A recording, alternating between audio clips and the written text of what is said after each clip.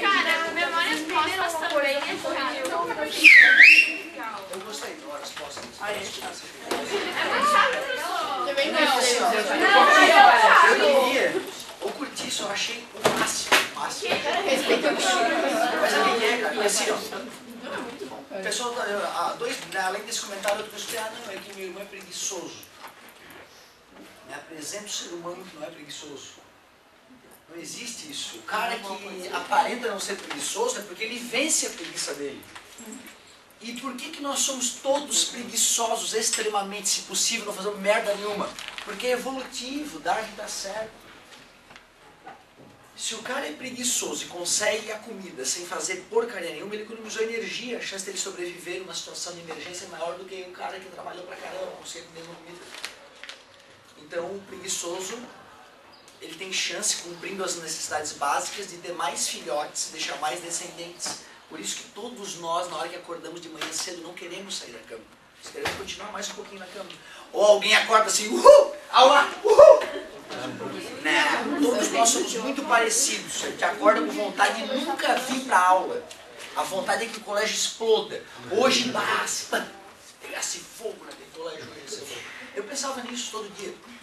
E eu gostava de ir para aula. E eu gostava. Tu imagina um cara que não gosta.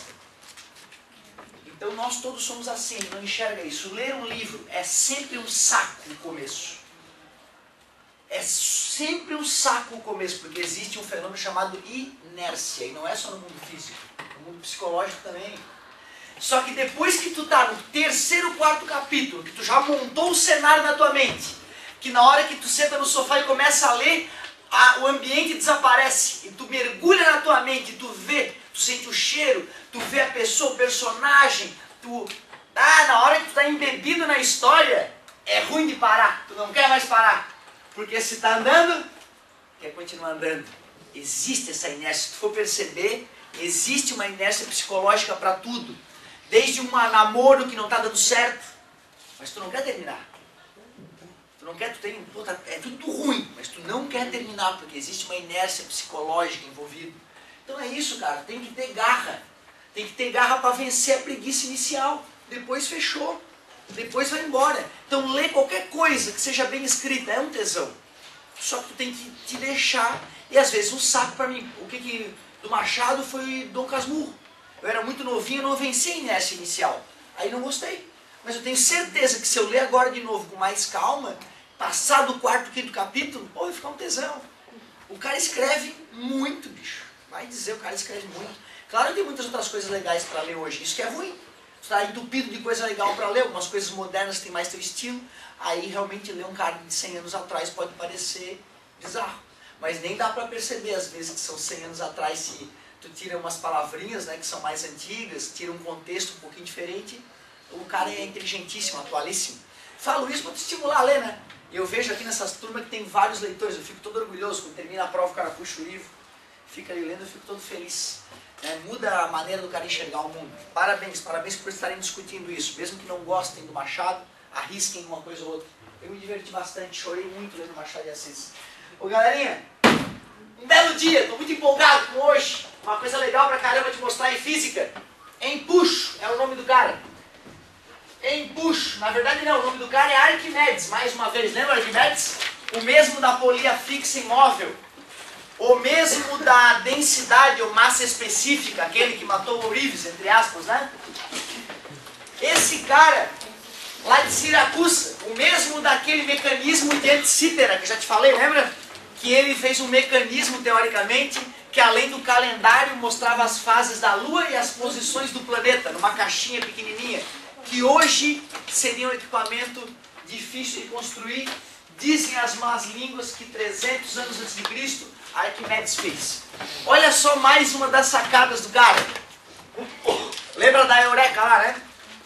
Mergulhado na piscina, e aí escutou a água transbordar na piscina, e teve a sacada de que, mergulhando um corpo em um líquido, o quanto o volume do líquido subir, é o volume do corpo que foi mergulhado. Certo?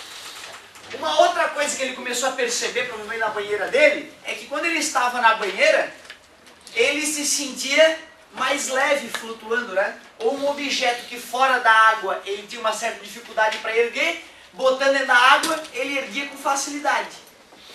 Todo mundo que já tomou banho de piscina, ou brincou lá na lagoa com um primo, com os amigos, percebeu isso, né? Se tu pega teu amigo debaixo d'água, tu é o Hulk, tu nem faz força. Ó, que leve, né? Tô te segurando aqui, que leve. O Arquimedes pensou e percebeu isso, só que como ele é um cara absolutamente filosófico que quer explicar tudo, ele queria entender por quê. Por que que um corpo, quando mergulhado no líquido, aparenta estar mais leve do que de fato é? Ou por que que o peso, tecnicamente falando, né? Por que que o peso dele aparente fica menor quando mergulhado no fluido? Todos já perceberam isso? Acho que todos já devem ter percebido isso, né? Vai na piscina, pega teu amigo no colo, é ridículo. Não precisa nem fazer força, carrega ele para baixo, para cima, olha que difícil. Né? Só que se tu vai tentar tirar o cara da água, quanto mais tu tira ele da água, mais força tens que fazer. Isso é uma coisa fácil de perceber. Uma pedra que fora da água tu jamais imaginaria erguer, dentro da água tu consegue erguer a pedra. Certo? Uma pedra lá que fora da água tem 50 quilos, dentro da água tu ergue ela com muito mais facilidade. Certo? Por que isso ocorre? E por que Arquimedes estava preocupado com isso? Só porque ele tomava banho de banheira? Não, né, galera? Em 300 a.C., os navios eles tinham um efeito importante na economia do lugar. Era através da navegação que tu conseguia ir pescar ou ir trocar alguma coisa com alguém que, de repente, por outro meio, tu não ia conseguir atingir. Certo? Bom, olha só como é que ele teve uma sacada para calcular o empuxo. Vamos dar uma viajada juntos aqui antes. Olha esse aquário. A água está perfeitamente parada ali dentro desse aquário. Perfeitamente parada. Prova disso é que o peixe está morto. Boiando ali, vê se quietinho, parado. Arquimedes, pô, viajou Arquimedes, cara. Eu fico encantado, né, cara? Como é que o poder das ideias que nos trouxe até aqui, né? O poder das ideias. Olha só que sacada do Arquimedes. Arquimedes pensou, deve haver uma esfera de água lá. Certamente. Certamente dentro desse aquário existe uma esfera de água. Consegue visualizar ela? Porque ela está ali, é cheia d'água, né? Tudo pode, não pode se diferenciar uma esfera do todo? Está ali? Uma esfera de água. Arquimedes pensou, e se eu pegar essa esfera de água e retirar essa esfera de água do aquário? E soltá-la? O que ocorre com a esfera de água? É bem assim. Pô, Arquimedes pensou, essa esfera de água, ela continua sofrendo uma força para baixo, como todos os corpos. Não sabia Arquimedes que força era essa. Ele não fazia ideia de que massa, que átomo, atrai átomo. Lembra disso? É por isso que tu é atraído pela Terra, não é isso? É uma maneira de enxergar que Newton nos deu, né? Einstein deu uma maneira diferente nisso, né? A massa da Terra deforma o espaço de forma que essa deformação do espaço te puxa para baixo. Einstein deu uma visão diferente para a massa atrai massa. Mas eu acho tão gostoso o átomo atrai átomo, parece tão mais lógico. Né? Um átomo atrai o outro, é uma lei universal. E eu vou te confessar, nós não sabemos em 2013 o que faz os átomos se atraírem. Que tipo de partícula um joga em cima do outro, se é que existe essa partícula que faz um sentir a presença do outro e um atrair o outro. Legal isso, né, cara? Isso está sendo desvendado agora. E se tu for fazer o teu doutorado na área, daqui a uns 10, 20 anos, né? Teu doutorado na área, tu vai ajudar o mundo a desvendar o mistério da gravidade. Imagina aprender a reverter a gravidade. Em vez da gravidade te puxar, ela te empurra, que nem força elétrica, né? Porque os opostos, os iguais, então, se repelem, tudo bem? Imagina, a força elétrica, ela pode ser atrativa ou repulsiva. A força gravitacional, ela é só atrativa. Mas se nós descobrirmos uma maneira de mexer nos átomos e fazer alguns deles reagir contrariamente à gravidade, essa é a revolução de todo tipo de propulsão, né? As naves ficariam absolutamente revolucionárias. Mas voltando, Arquimedes nem sabia que massa atrai massa, mas ele sabia que tudo é atraído para baixo o tempo inteiro. Então Arquimedes, filosofando, pensou, existe uma esfera de água lá dentro e aqui fora ela está sendo atraída. Será que lá dentro ela deixa de ser atraída? Não faz o menor sentido, né? A esfera de água continua sendo atraída quando está lá dentro da água. Mas por que então que ela não cai? Porque tem que existir alguma outra força empurrando ela. Exatamente. Então ela tem um peso. Esta esfera imaginária de água, ela tem um peso. E ela cairia se estivesse fora do aquário. Quer dizer que o fato de ela estar cercada por água, existe então uma força empurrando ela para cima. Arquimedes chamou essa força de empuxo, que normal é a força que uma superfície faz em um corpo, não é isso? Uma superfície encostou num corpo, tem normal. A cadeira encostando no chão, superfície encostou em superfície, normal. Ô, professor, não dá para imaginar a superfície da esfera? Pois é, mas essa esfera ela é imaginária, né? Certo? É uma superfície de fato que gera a força normal. Então aqui ele denominou empuxo. Fica tranquilo que o Steven vai nos explicar de onde é que existe essa força, tá? Porque Arquimedes não sabia de onde é que era. Ele não tinha entendido, de onde é que vem essa força. Ele só teve uma sacada lógica que o permitia calcular o valor desse empuxo. Agora olha só que legal que eu vou te falar.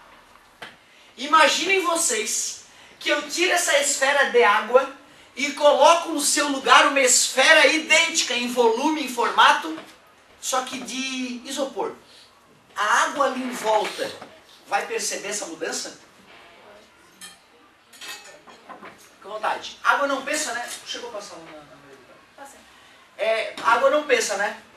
Como é que a água ali, como é que o aquário ia perceber? Não, opa, galerinha, porque as moléculas aqui estão em contato, não estão? As moléculas geram esse contato é que fazem essa força, que é o empuxo. Quando eu tirar aquela esfera de ar e colocar uma de isopor no lugar, a água ali em volta vai reagir de forma diferente? Não faz sentido que átomo não pensa. Átomo não pensa, ali está água. A água ali em volta não quer saber se isso aqui é feito de ouro, de cocô ou de água. Ou seja, se eu boto uma bola de isopor no lugar daquela de água, o empuxo continua igual. Porém, o peso do isopor é menor do que o peso da água que morava ali. Ah, então se eu soltar o isopor, ele vai subir porque o empuxo é maior. Faz sentido? Agora vamos tirar aquela bola de isopor que eu estava segurando ali embaixo e colocar uma idêntica de chumbo. Sólida. Sólida não, eu sempre confundo. Maciça. Chumbo, né, só estaria derretido. Colocar o chumbo derretido ali, essa é uma reação bizarra. Calefação, a gente vai estudar sobre isso. Mas galerinha, bota ali a bola maciça de chumbo. Mesmo tamanho. O empuxo mudou? Não. E o empuxo seria o suficiente para fazer flutuar uma bola de água. Afinal, o aquário é de água. Concorda comigo? A água estaria em equilíbrio dentro da própria água. Agora, com a esfera de chumbo ali, exatamente por que afunda? Porque o peso é maior que o empuxo. Pronto. Para sabermos se um objeto afunda ou flutua em algo, basta comparar o peso e o empuxo. Só que olha só que legal que eu vou te mostrar. Se estiver em equilíbrio, como ocorria com a água, a esfera de água imaginária, eu poderia escrever que empuxo é igual ao peso. Mas como é que se calcula peso, meus queridos? M vezes G. E nós, quando estamos trabalhando com um líquido, falamos da massa do líquido? Via de regra, a gente prefere lidar com o volume. Como é que eu posso transformar esta massa em volume? Já fizemos isso. Muito obrigado, garoto. Vamos substituir na fórmula de densidade, ou para falar de uma substância específica, massa específica. Eu quero substituir a massa. Está dividindo, passa μ vezes V, M igual a μ vezes V. No lugar do M eu tenho o direito de colocar μ vezes V. Só para poder falar mais uma bobagem, mijei verde. Certo? Podes usar a palavrinha que tu quiser, lógico, né? Até porque se isso estiver acontecendo, procura um médico que não é normal. Certo? Mi é a massa específica de quem, meus amigos? É da substância que compunha o objeto ou da substância que circundava-o? Claro, né? É aquela substância ali em volta que está gerando o empuxo. É a substância que cerca o corpo que vai gerar o empuxo. Então, cuidado. Esse Mi é o Mi do líquido que cerca o corpo. O que é G mesmo? A aceleração da gravidade. E que V é aquele ali? O volume de quem? É do líquido do aquário? Não, né? Este volume veio da massa deste objeto. Então é o volume do objeto que está mergulhado. Então eu vou chamar de volume submerso. Então, E de quê? Empuxo, que nada mais é que uma força que atua verticalmente para cima sempre que um corpo estiver mergulhado em um fluido. Fluido, professor, gás também? Gás também. E aí, alguma pergunta? O fato de tu saber que existe empuxo em gás não te faz pensar em algo? A gente está mergulhado. Claro, vocês estão mergulhados na atmosfera, existe um empuxo atuando em vocês. A presença da atmosfera deixa vocês mais leves, como se estivessem mergulhados num tipo de água muito, né, pouco densa. Claro que isso não faz a menor diferença para vocês, né? Mas existe um equipamento que funciona baseado nisso, no empuxo de um gás. Qual é o equipamento histórico muito importante que o homem usa até hoje, mais para turismo, que flutua e que usa o empuxo do ar? Balão. O balão de ar quente, né? Como é que ele flutua? Ele flutua porque ele está deslocando um monte de ar e é um ar menos denso do que o ar de fora, certo? Ou seja, o balão de ar quente é como uma boia, certo? No rio, ou melhor, um submarino, né? Porque ele pode afundar ou flutuar mais ou menos dependendo da sua densidade. Mas o balão de ar quente nos prova que o empuxo também pode ocorrer em gases, não só em líquidos, como eu inicialmente abordei, certo? Então, de novo, empuxo, massa específica do fluido, do líquido no qual o corpo está mergulhado, aceleração da gravidade, volume, o quê? Submerso. Afinal, se tu pegar uma bola de isopor e tascar ela em cima da água ali, ó, ela uma hora vai parar numa certa situação, né? Ela vai parar ali numa certa situação. Agora que ela está em equilíbrio, o que está acontecendo? É porque o peso é igual ao empuxo. Só que o peso ficou igual ao empuxo porque só tem um pequeno volume mergulhado. Concorda comigo? Certo? Aliás, bota mais carga aqui no navio, ele afunda um pouco mais, o empuxo aumenta. E quanto mais carga tu bota, mais ele afunda, mais o empuxo aumenta. Só que não dá para colocar a carga infinitamente, afinal a borda do navio uma hora vai ficar debaixo d'água, ele afunda, né? O engenheiro deve ter calculado com muita segurança, né? Até onde pode ir a carga do navio para que ele, numa tempestade, não afunde. Afinal, o navio, né, custa centenas de milhões de dólares, certo? Então é um investimento que não dá para bobear, né? Certo? Show de bola! Então dá para entender como é que funciona. Falasse com o marido do Carlos, fica à vontade de ver. Galerinha, então olha só. A ideia mais bacana aqui é tu perceber, na hora que a gente imagina, né? Vamos mudar o líquido. Óleo, um aquário de óleo. Agora está realmente morto o peixe. Certo? Tirei a água, botei óleo ali. Aí agora eu posso imaginar que existe uma esfera de óleo ali parada. Concorda comigo? Bom, se eu pegar essa esfera de óleo, retirar e colocar uma esfera de água equivalente no lugar, claro que ia se misturar, né? Não ia, né? Óleo e água não se misturam, certo? Mas eu quero dizer que ela não ia ficar com o formato de esfera, né? Mas na hora que eu soltar essa esfera de água, ela afunda ou flutua? Ela afunda porque o peso da água seria maior do que o peso do óleo que estava ali em equilíbrio, né? Só que será que a gente vai precisar toda hora pensar dessa maneira? Na verdade, quando eu boto dois líquidos um dentro do outro, né? A gente pode dizer que pode comparar os pesos um do outro. Concorda comigo? Então a gente poderia fazer essa comparação dos dois líquidos. Mi vezes Z vezes V vezes G igual a Mi vezes V vezes G. O G corta, o volume é o mesmo, né? Porque eu tirei uma esfera de um líquido e coloquei uma esfera idêntica de outro, não foi? Por isso que a gente não precisa ficar comparando de líquidos o empuxo e o peso. A gente unicamente pensa no Mi. Se o Mi é o mesmo, ele vai continuar em equilíbrio. Se o Mi do objeto é maior,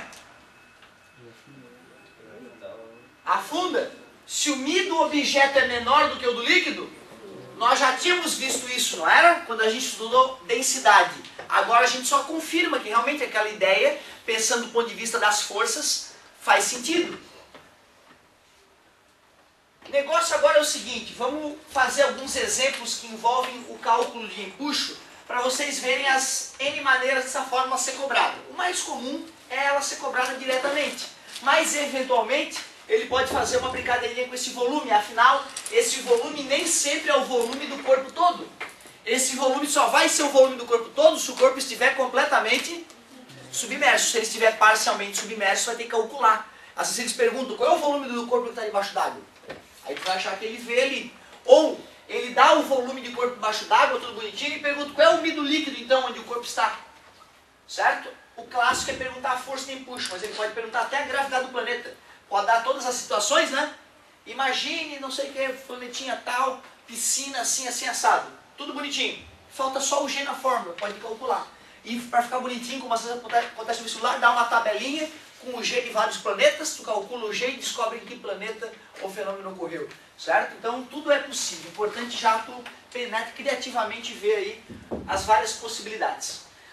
Agora, me expliquem, meus queridos, tem elementos no quadro para isso. Da onde vem essa força de empuxo que atua, por exemplo, nessa esfera imaginária, numa bola de futebol que tu tenta mergulhar debaixo d'água, né? Acho que todo guri já fez isso, né? Pega a bola, mergulha debaixo d'água, solta, ela vem, salta um pouquinho para fora d'água. Da onde vem essa força que tenta tirar os corpos debaixo d'água quando eles estão mergulhados? Dentro da bola. Da onde? Por quê? Porque né, são as moléculas do líquido encostando ali, fazendo uma força. Mas por que não é para baixo essa força? Da onde vem a força? Está no quadro, é só pensar, já tem ferramenta para isso. Por que existe uma força que empurra os objetos para fora dos fluidos? Pode falar bobagem, não dá nada, estamos aqui para tentar. E aqui, a explicação está aqui, ó. Da onde vem essa força? Pressão. Como? Pressão. Tem a ver com pressão. Mas tem pressão em cima e tem pressão embaixo. Então vai ter força para cima e vai ter força para baixo. Quase. Agora só tá na boca do gol, só chutar. O amigo já levantou a bola, é a pressão. E eu falei, realmente, se tem pressão vai ter força. Não é? Ó, tem a ver com ar, inclusive, não é isso? Certo? Mas por que a força de baixo para cima é maior do que a força de cima para baixo? Porque estava ligado na água, a pressão é maior. Porque quanto mais profundo, Maior a pressão é maior, pô. Então se eu pegar essa esfera imaginária de água, eu posso pegar duas calotas esféricas. Concorda comigo? As calotas esféricas de cima e de baixo têm a mesma área. Não é isso? Mas a parte de cima não está submetida a uma menor pressão do que a parte de baixo. Então a força na parte de baixo tem que ser maior que a força na parte de cima. É claro, já que quanto mais profundo, maior a pressão, maior a força na parte de baixo do objeto do que na parte de cima. O bacana é que não interessa o formato do objeto.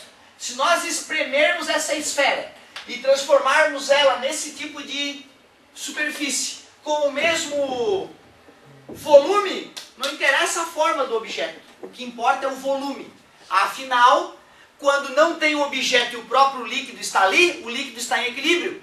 Nós escrevíamos no começo: empuxo igual ao peso. Por que o empuxo é igual ao peso? Porque era uma esfera de água dentro da água. Eu estava dizendo que o empuxo é igual ao peso do líquido que foi deslocado. Concordas que depois, quando eu tirei a esfera de água e coloquei uma esfera de isopor ou chumbo, o empuxo era o equivalente para a água que existia naquele local? Essa é a sacada do Arquimedes. Arquimedes aprendeu a calcular sem saber o porquê que existia. Não sei de onde é que vem essa força. Eu só sei que ali morava uma esfera de água e a esfera de água estava em equilíbrio e o peso dela eu sei calcular. Então tu vê, o Arquimedes teve uma sacada monstruosa. Ele aprendeu a calcular algo que ele nem sabia o porquê existia. E Stevin aqui nos explica por que existe empuxo. Está aqui, ó. Pressão no fundo é a pressão em cima, mais o MG hoje. A altura da coluna aumentou a pressão. Então a pressão no fundo é maior que a pressão em cima. força embaixo é maior que a força em cima, a resultante a gente chama de empuxo. Show de bola. Agora sim, agora sabemos por que existe empuxo e sabemos calculá-lo. Eu faço uma e tu faz 5, pode ser? Show de bola. Tinha certeza que vocês iam se empolgar para fazer exercício de física. Aliás, ó, para onde é que... Aqui eu botei o formulário, né? Geral. O que é isso aqui mesmo? Densidade relativa, gostei. Teorema de Steffi, a gente acabou de rever isso, né? A apostila traz como lei de Steffi, mas na hora dos livros você vai encontrar como teorema de Steffi. Se bem que isso, né, os cientistas vão convencionando, não, isso aqui, pô, isso aqui já podemos chamar de lei, né? Já existem provas suficientes para isso e tal. Então, é natural que isso vá mudando, né? Então, lei de Steffi. Isso aqui a gente usava quando mesmo? Isso, é 2 tubinhos, né? Um era mais grosso, outro mais fino. Qual é o nome técnico desse equipamento? Pode ser macaco hidráulico ou até prensa hidráulica, certo? O nome mais bonitinho, teoricamente, prensa hidráulica. Macaco hidráulico a gente costuma chamar o macaco de erguer o carro, né? Certo? Prensa hidráulica, não necessariamente tu vai ganhar essa fórmula, por isso que eu coloquei ela em laranja, né? Afinal, a pressão de um lado é igual à pressão do outro, então força sobre área igual a força sobre área. E essa aqui, μ vezes H mais μ vezes H igual... Parabéns, é vasos comunicantes, né? Aí não interessa a espessura, a gente usa isso para determinar o μ de algum dos líquidos envolvidos na brincadeira. Cuidado com as alturas, né? É a altura de cada líquido separadamente. E agora vamos lá. Vamos fazer um exercíciozinho aqui de empuxo.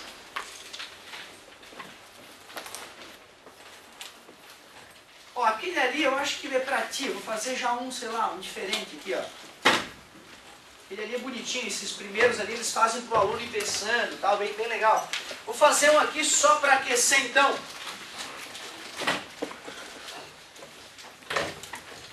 Lá na página 57, farei o exercício 5.